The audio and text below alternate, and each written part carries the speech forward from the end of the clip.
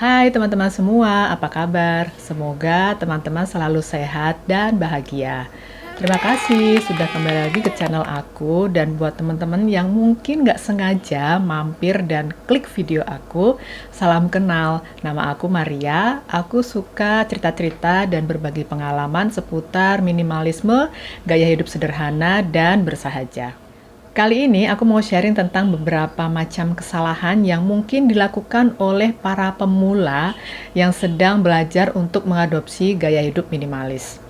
Dan memang aku juga melakukan kesalahan yang serupa di awal-awal aku mengadopsi minimalisme ini, dan sekarang pun aku masih terus belajar tentang gaya hidup ini. Dan aku berharap apa yang aku sampaikan ke teman-teman nanti bisa berguna untuk teman-teman supaya tidak melakukan kesalahan yang sama seperti yang aku lakukan sebelumnya.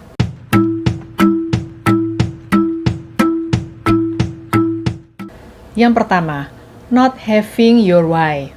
Ketika seseorang memutuskan untuk mengubah gaya hidupnya, biasanya itu karena memang disebabkan oleh beberapa why moment yang terjadi dalam kehidupannya. Begitu pula jika kita memang memutuskan untuk mengadopsi minimalisme. Jangan sampai menganggap bahwa minimalisme ini hanya sebuah tren sesaat yang tiba-tiba muncul di era pandemi sekarang ini. Padahal sebetulnya gaya hidup minimalis ini kan sebetulnya bahasa tren dari gaya hidup yang sederhana. Menurut aku sebaiknya ketika teman-teman itu memang ingin menjalani gaya hidup minimalis, teman-teman harus mempunyai why moment dulu. Cari alasan kenapa aku ingin mengadopsi gaya hidup ini. Alasannya nggak perlu terlalu muluk-muluk. Mungkin bisa dimulai dari ingin melunasi hutang atau ingin membayar hutang yang mungkin teman-teman punya. Misalnya cicilan KPR atau cicilan mobil. Kemudian bisa juga, karena sekarang nih yang lagi viral nih adalah FIRE, ya, istilah FIRE, Financial Independence Retire Early. Jadi teman-teman mungkin tertarik untuk bisa pensiun dini, minimalisme mungkin menjadi salah satu cara untuk mencapainya. Kemudian bisa juga kayak aku nih, aku ingin hidup dengan minim sampah, maka aku mengadopsi minimalisme ini karena memang aku juga ingin mengurangi sampah yang ada di dalam rumah tangga aku. Dan diharapkan dengan adanya why moment ini, kita menjadi fokus terhadap tujuan hidup kita.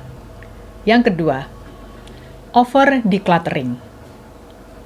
Minimalis pemula banyak yang menganggap bahwa gaya hidup minimalis itu adalah gaya hidup yang hanya memiliki sedikit barang. Sehingga ketika ingin memulai gaya hidup ini, kecenderungannya adalah kita jadi over decluttering dengan barang-barang yang ada di dalam rumah kita atau minimal di dalam kamar kita sendiri. Dan terkadang over decluttering ini kita lakukan secara besar-besaran tanpa pikir panjang dan tidak bijak dalam melakukannya. Kenapa kita harus mencegah yang namanya over decluttering ini? Over decluttering bisa menimbulkan dampak negatif.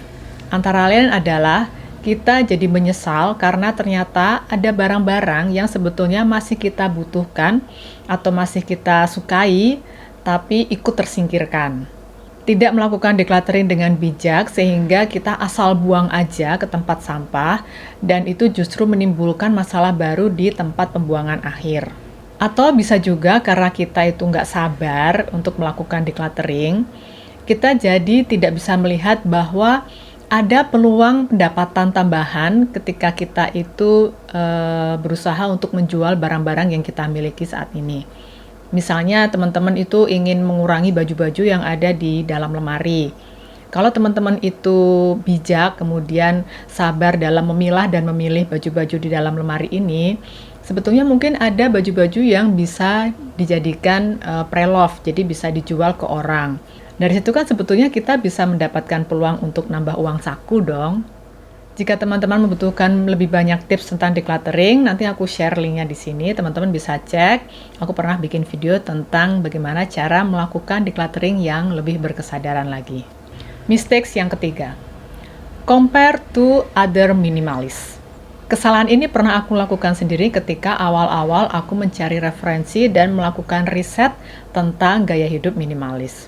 Jadi waktu itu aku kan mencari sebanyak-banyaknya informasi ya tentang minimalisme ini sebetulnya seperti apa sih. Dan kecenderungannya adalah aku suka membandingkan praktisi minimalis yang satu dengan yang lainnya. Padahal masing-masing dari mereka itu mempunyai tujuan hidup dan mempunyai kebutuhan hidup yang berbeda. Sebuah gaya hidup itu sifatnya personal. Setiap orang mempunyai kebutuhan dan juga standar hidup yang berbeda-beda. Sekarang, aku lebih suka mencari inspirasi daripada membandingkan. Apakah inspirasi yang aku dapatkan ini bisa membantu aku dan keluargaku dalam kaitannya mencapai tujuan dan nilai dalam hidup?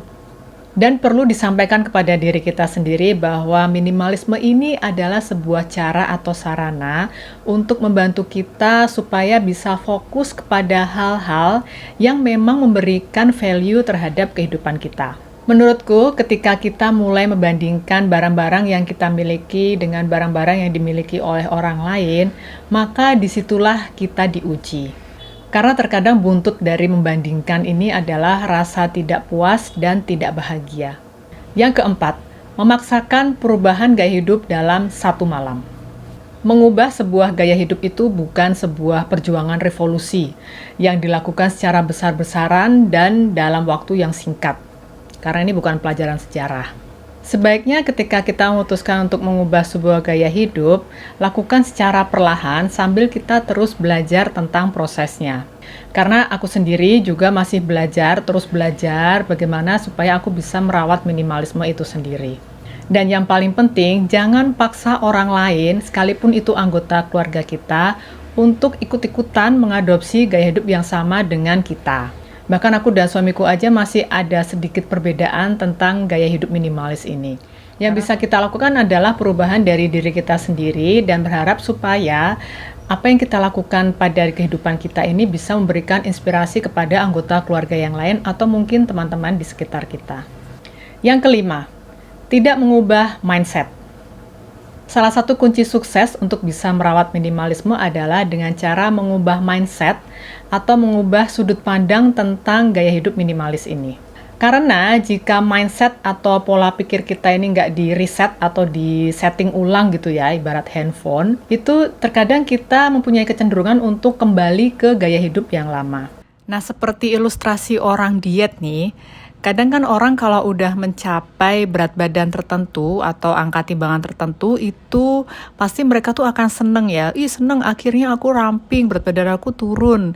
Tapi karena tidak mengubah pola pikir atau pola makan, maka berat badannya cenderung akan naik lagi karena pola makannya tidak dijaga. Kemudian aktivitas fisiknya juga tidak dilakukan secara rutin.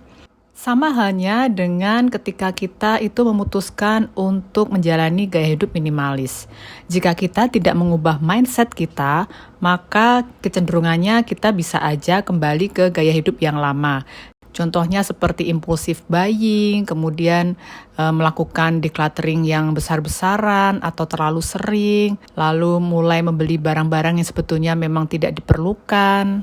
Mengapa mengubah pola pikir ini diperlukan? Supaya kita bisa menikmati prosesnya dan tidak merasa tersiksa ketika kita menjalani gaya hidup ini. Dari kesalahan-kesalahan yang pernah aku lakukan sebagai minimalis pemula ini, sebetulnya aku juga belajar banyak hal dalam prosesnya, terutama tentang perubahan mindset. Karena mindset itulah yang sebetulnya bisa membantu kita untuk merawat gaya hidup ini. Kasih jempolnya jika video kali ini bermanfaat dan jangan ragu untuk share, komen, dan juga subscribe supaya aku makin semangat memberikan kabar sukacita tentang minimalisme. Sekian video dari aku, semoga memberikan inspirasi ya. Sampai jumpa.